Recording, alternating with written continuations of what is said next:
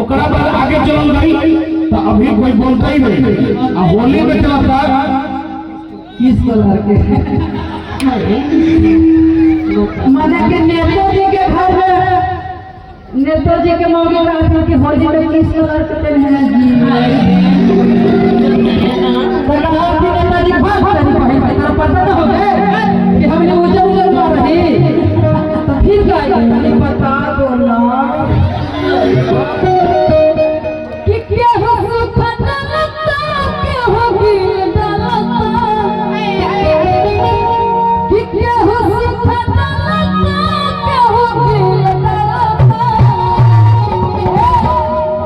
ए बोलोर भगवान की मुक्ति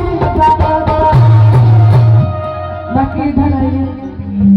इधर वाले भी हमारे बहुत भाई में थे हेलो कि क्या हो सुख लगता क्या हो गिल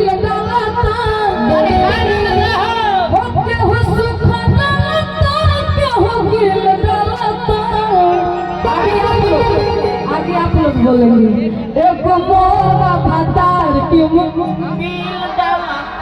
मोबिल डालता और नहीं बोलिएगा और जोर से बोले कि एक मोरा भतार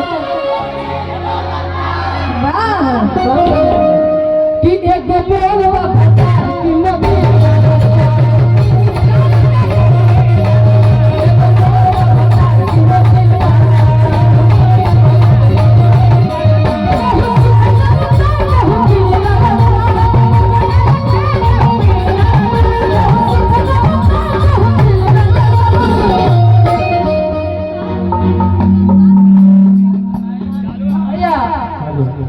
मोबिल डाला था लेकिन लड़कन को जी कहा है कि हम तो साथ कहता नहीं बिना भैया हो भैया हेलो ओम प्रकाश भैया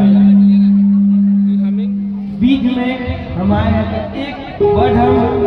उनके लिए बोलना चाहेंगे जो हम लोगों को यहाँ सादर आमंत्रित किए। बिरबल भैया